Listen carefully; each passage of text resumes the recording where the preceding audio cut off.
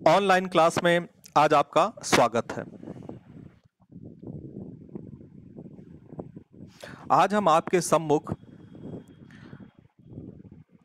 परिकल्पना परीक्षण प्रक्रिया के द्वितीय चरण के अंतर्गत सार्थकता स्तर के निर्धारण विषय को लेकर उपस्थित हुए हैं। सार्थकता स्तर का निर्धारण शुरुआत कर रहा हूं एक अत्यंत व्यवहारिक कथन से जिसका आप बहुधा इस्तेमाल करते हैं। शायद आपको अपने ही इस कथन से इस विषय को समझने में सहायता मिले। वो कथन है, हम पक्का कह रहे हैं, हम 95% कह सकते हैं कि आज सचिन शतक मारेंगे। कहते हैं ना आप लोग। हम 99% कह सकते हैं कि आज सचिन शतक मारेंगे। हम 90% कह सकते हैं कि आज सचिन शतक मारेंगे। क्रिकेट देखते समय आप लोगों की जुबान से अक्सर ये जुमले निकला करते हैं, आप लोगों ने सुना होगा। तो आप ये जो कह रहे हैं 95%, 90% और 99% सचिन शतक मारेंगे, ये क्या है? ये आपके विश्वास का स्तर है कि ये ऐसा ही होगा। ठीक ना? आपको विश्वास है, कॉन्फिडेंस है कि ऐसा ही होगा। 90% आज सचिन शतक मारेंगे, 95% आज शतक मारेंगे, 99% शतक मारेंगे। ठीक ना? क्या है? विश्वास है। इस विश्वास के स्तर को आपने किस में प्रकट किया है? परसेंटेज में प्रकट किया है। 10% अनिश्चित है। 90% मारेंगे पर 10% अनिश्चित है। 95% शतक मारेंगे पर 5% अनिश्चित है। 99% मारेंगे पर 1% अनिश्चित है। तो ये जो 10% अनिश्चित है और ये जो 5% अनिश्चित है और ये जो 1% अनिश्चित है, इसी को कहा गया है भैया सिग्निफिकेंस लेवल, सार्थकता का स्तर। ये मैंने आपको किस में बताया? एक नॉर्मल डेली रूटीन में जो आप प्रयोग करते हैं उस जरिए से मैंने समझाने की एक कोशिश की है। अब अगर सांख्यिकी भाषा में बोला जाए कि ये सार्थकता का स्तर या लेवल ऑफ सिग्निफिकेंस क्या है, तो लेवल ऑफ सिग्निफिकेंस वो प्रोबेबिलिटी है, वो संभाव्यता है। किस चीज की संभाव्यता है? कि आप नल हाइपोथेसिस को रिजेक्ट कर देंगे जबकि वो सच हो। आप नल हाइपोथेसिस, शून्य परिकल्पना जिसकी कल चर्चा हुई थी, वो रिजेक्ट होगी जबकि वो सही हो। इसको हम किस सिंबल के रूप में दिखाते हैं? अल्फा के रूप में। मैंने जो कागज आपको व्हाट्सएप पे भेजा है उसमें अल्फा का निशान बना हुआ है, आप देख लीजिए। अल्फा के रूप में इसको हम टाइप 1 एरर भी कहते हैं। एक और एरर होती है, उसको कहते हैं टाइप 2 एरर। अभी हम टाइप 1 और टाइप 2 पे आ रहे हैं, लेकिन ये समझिए कि लेवल ऑफ सिग्निफिकेंस क्या रहा? वो प्रोबेबिलिटी कि जब हम नल हाइपोथेसिस को रिजेक्ट कर देंगे जबकि वो सही हो, अर्थात वो प्रोबेबिलिटी जो में सचिन शतक नहीं मार पाएगा। ये शोधकर्ता निर्धारित कर रहा है। ये देखने वाला, मैच देखने वाला अपने अनुभव के आधार पर निर्धारित कर रहा है कि आज वो 95% शतक मार लेंगे या नहीं मार पाएंगे।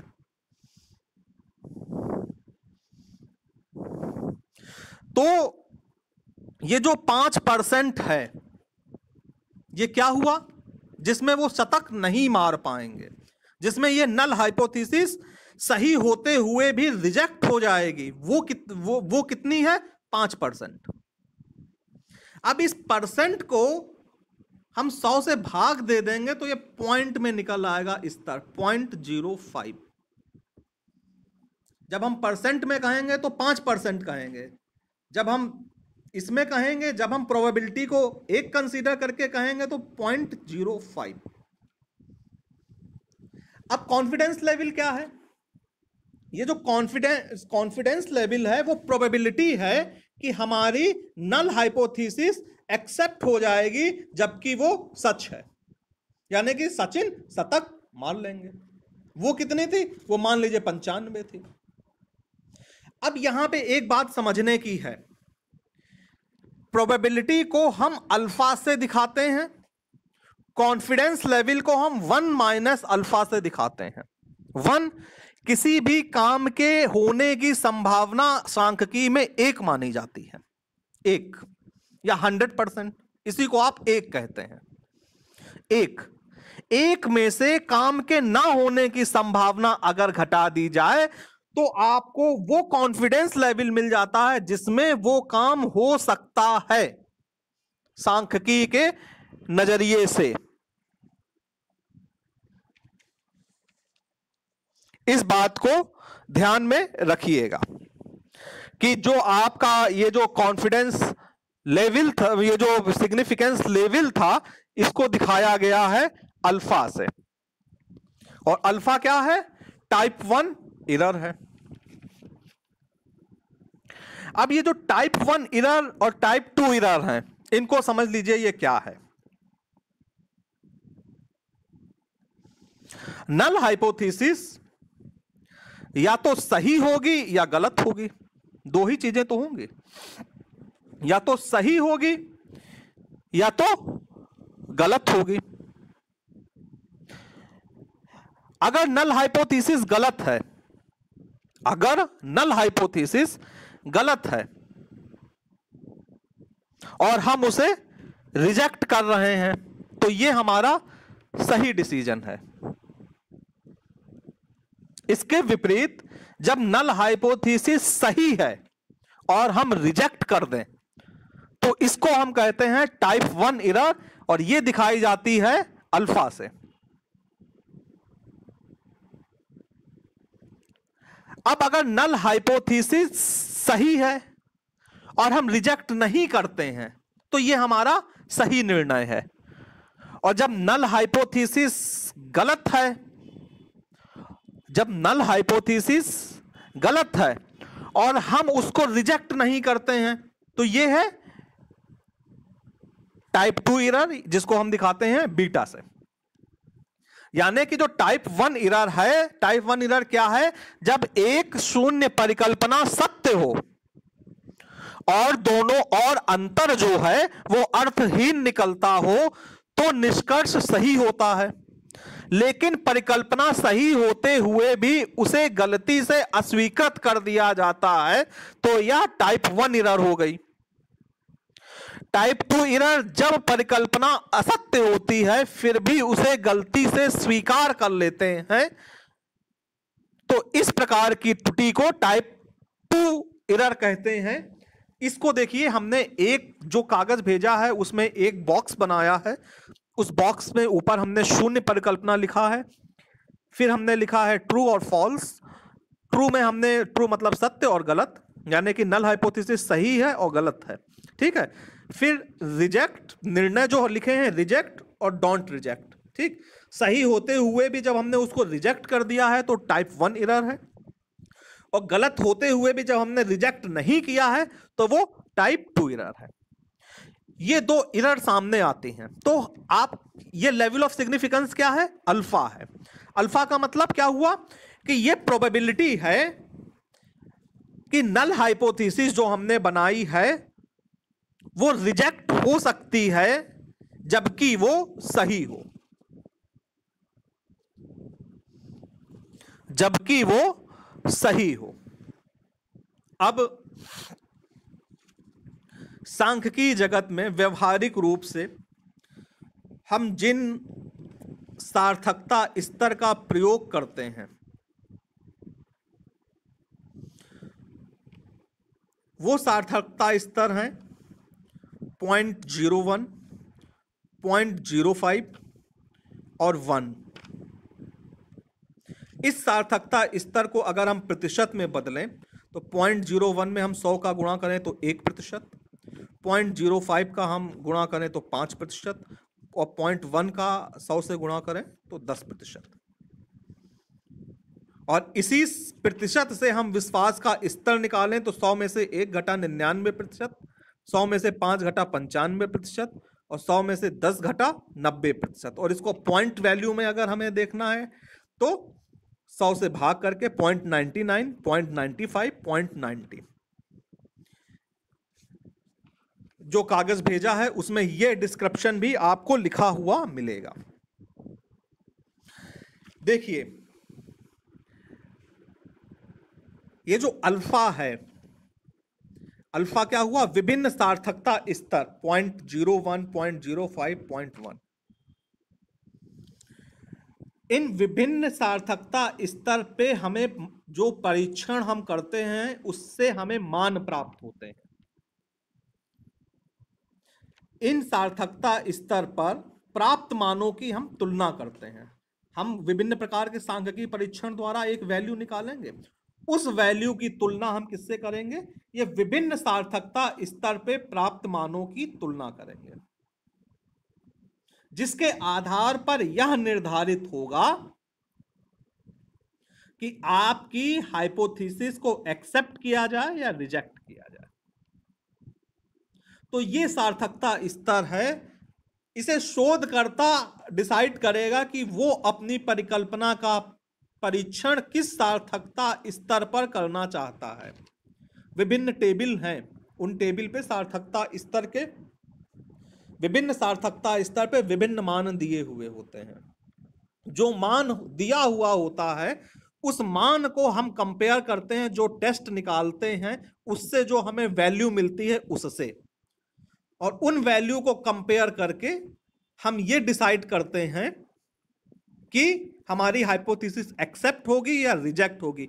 ये छठे चरण में जब हम उसके विश्लेषण करेंगे, उसकी व्याख्या करेंगे गणना के बाद, तब हम लोग जब हम लोग हाइपोथेसिस को एक्सेप्ट और रिजेक्ट करने का निर्णय लेंगे, उस समय आप लोगों को इस बारे में विधिवत बताया जाएगा कि हम जो कॉन्फिडेंस, जो हमने लेवल ऑफ सिग्निफिकेंस लिया था उस पे किस तरीके से मूल्यों की तुलना करके या निश्चित कर रहे हैं कि हाइपोथेसिस हमारी एक्सेप्ट होगी या रिजेक्ट होगी।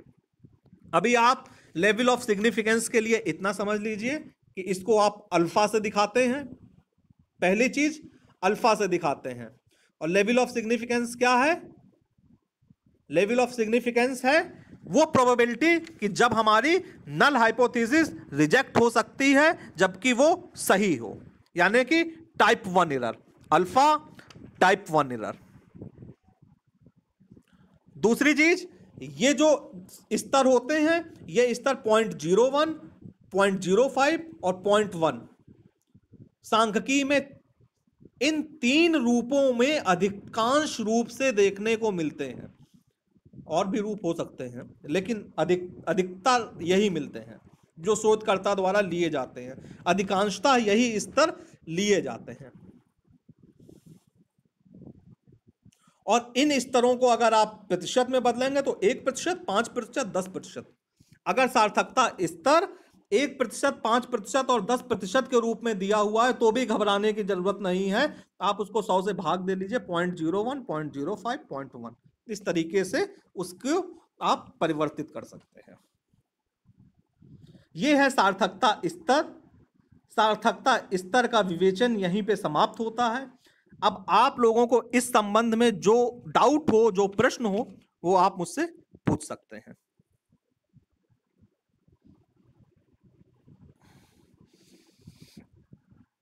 अनुराधा,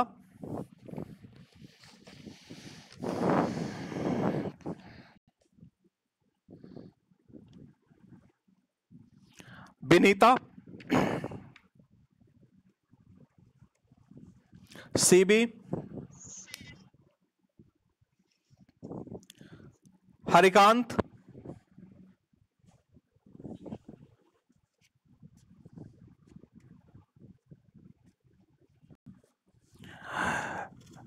टाइप 2 का मतलब यह है कि हमारी परिकल्पना असत्य है, फिर भी उसे गलती से हम स्वीकार कर लेते हैं। यानी कि हमारी नल हाइपोथेसिस या तो सही होगी या गलत होगी। सही है और हमने रिजेक्ट किया है तो टाइप 1 एरर है। गलत है और हमने उसे रिजेक्ट नहीं किया है, ठीक है ना, गलत है और हमने उसे रिजेक्ट नहीं किया है तो वो टाइप 2 एरर है, ठीक है, जिसे कि हमने बीटा से प्रयोग किया है। यहां पर जो लेवल ऑफ सिग्निफिकेंस है वो अल्फा है और यहां पे कार्य विशेष रूप से आपको अल्फा से है। जयशंकर प्रसाद जी,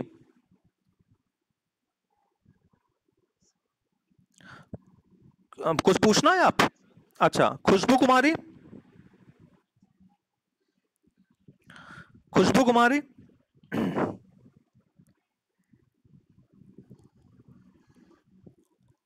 कृष्ण कुमार राय,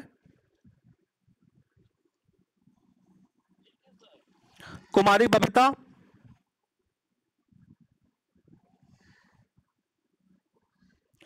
मधु,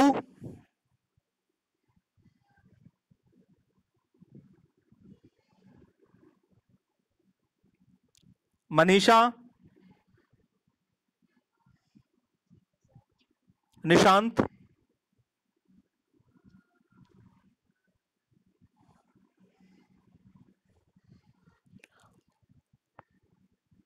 पूजा, पूनम, रोशन,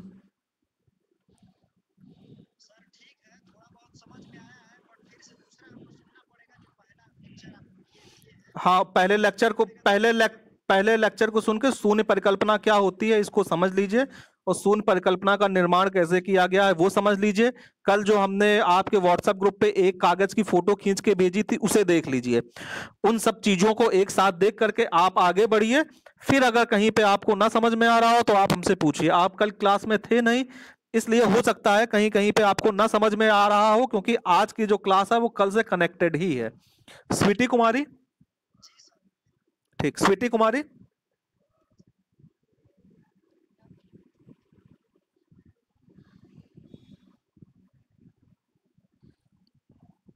आज की इस क्लास को हम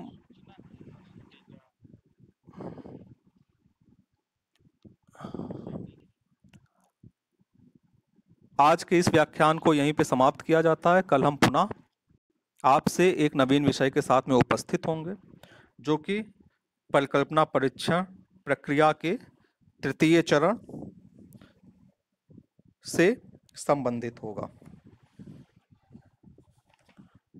तब तक के लिए धन्यवाद।